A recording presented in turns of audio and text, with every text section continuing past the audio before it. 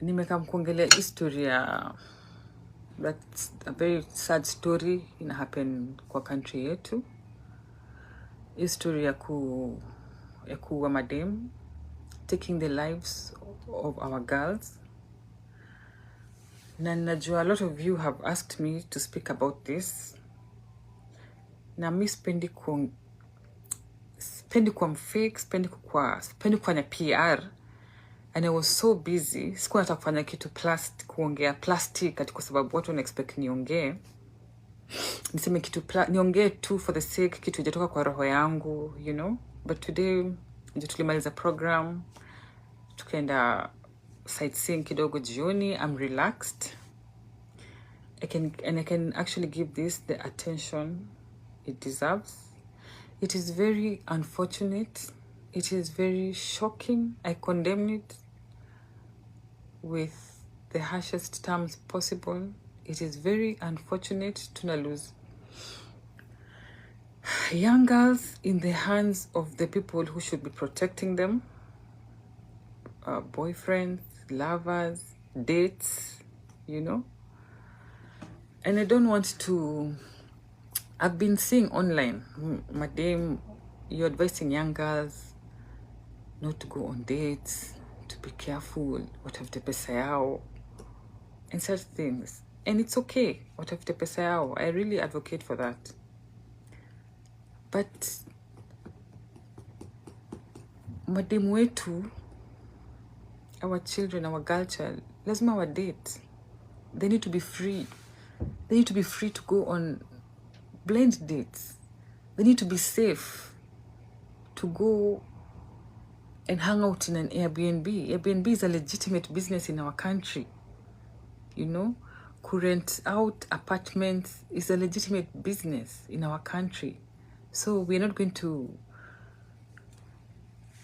start to blame madam, because I don't want to put myself on a high moral horse. I put myself on a high moral horse ati usichukue pesa za wanaume. No, men are supposed to provide. Ni sawa ukispoiliwa, but you're supposed to be safe. What is going on is femicide, and femicide is a criminal act. Femicide, actually, definition of femicide is killing a woman based on their gender. It's taking advantage of how women are lowly in society, how the disparity, even in the economic disparity between men and women. It's believed that men are more economically stable than women. So it's a social economic issue as well. But for us, and I'm talking as a leader now, and I'm also talking as a vice chair of the security committee in the Senate, there are existing policies already on the security of of everyone, including young girls, in men and women. But seeing as we have gotten this issue in our country, it is almost a national, it's a crisis. I don't want to say it's a national disaster already, because we need numbers to justify that. But we need, as a committee, we are going to have a meeting with our security operators. We plan to do that. We're on recess, by the way. I've talked to my chair. We need to convene a meeting, and we need to summon our security operators. We need to know what measures are they taking, what are they going to do to make sure that our girls are protected, because you cannot tell our girls not to go out or not to date. We know that there's prostitution in Kenya, for example. Kuna madem wanafanya, they are commercial sex workers. So unatuambia nini? They deserve to die because they are commercial sex workers. Everyone should feel safe in their country, and particularly young girls. Madem wa wira, hata nimeona. Wira is a slang in Nairobi. Wira is like prostitution in Nairobi. And it's something that's happening all over the world. It's not like a unique thing to Kenya. I've seen that they're actually going to protest. And you should go and protest. And I will even join your protest if I'll be in Kenya. If it's next week, sijangalia date vizuri. go and protest. Imanishi, because you're a commercial sex worker, because you do hookups and your meeting places is Airbnb, no, you should risk that with your life. No. Mademo hookups are protectiwe. Young girls who want to date or protectiwe. Everyone should feel safe in their country. And so we're going to be having a meeting as a security committee with our security operators. We want to know, apart from what there's some directives they've given, like every Airbnb must have CCTV cameras and all those measures that they have announced. But we want to know, what else?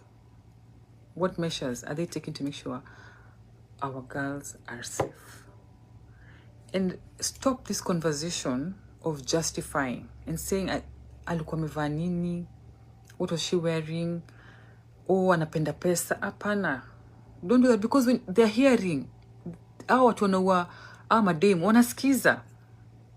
So you're telling them, dem akivaa hivi, ama dem nikimtumia do, nafaa nimuue.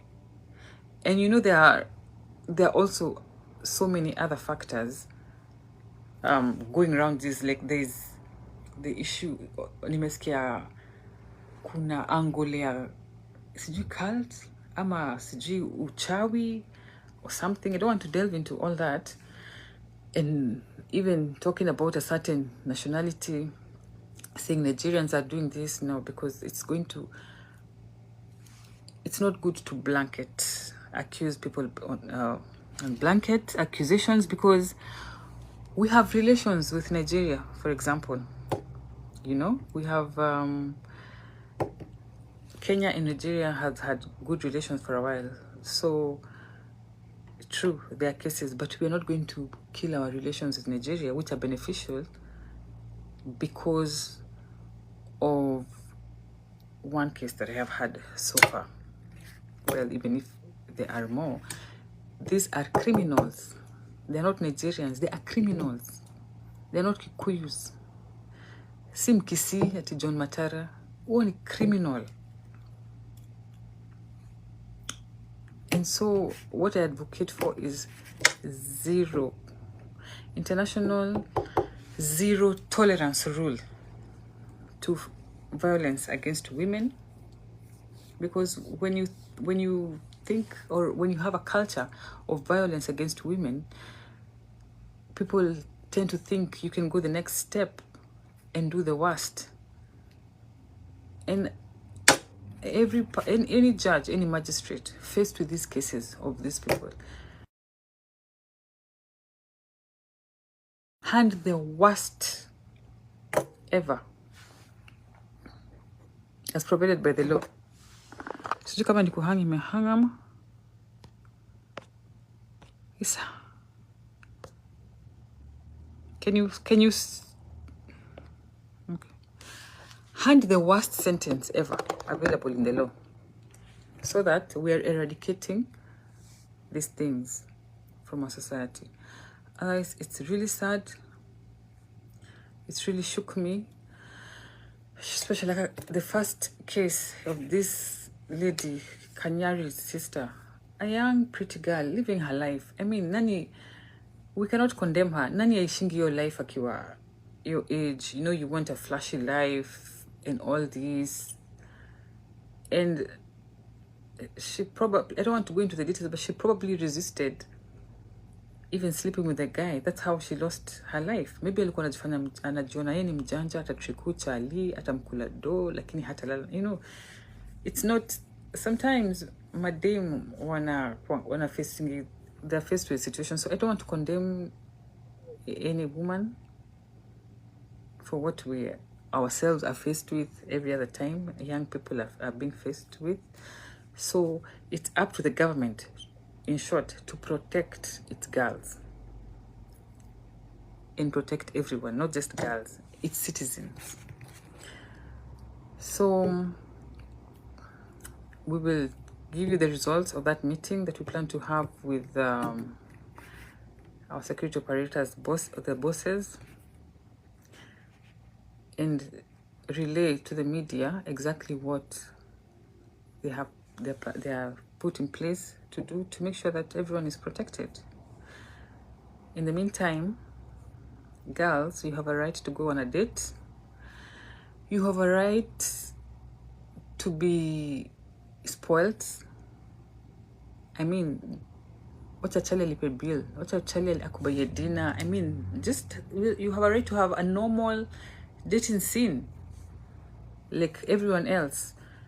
It's we are not going to trim ourselves or minimize ourselves as women, because if we don't, we're going to lose our lives, or we're going to pay the ultimate price. Okay. And everyone speak. You don't have to be a leader, you don't have to be an influencer, you don't have to have a very big following to talk about these things. Talk about them, discuss about them on your page, on your social media, in your circles. The more you raise awareness about it, the more as a society the information gets even to the boy child, and they get, because some of these things pia ni ushamba na backwardness na kuona kama women are less. So if your voice is heard out there, it raises awareness, and it's a way of addressing it. So keep talking about it, keep raising it in your social media, keep saying no, stop justifying it. Kama lazima ujustify, nyamaza, usionge. Kama lazima useme ati kwa nini alienda kwa room, kwa nini hata anakuanga hivi, hata huyo dem ana deserve kwa sababu hivi. If that's what you're going to put out there, we nyamaza, because these people are listening and they are watching.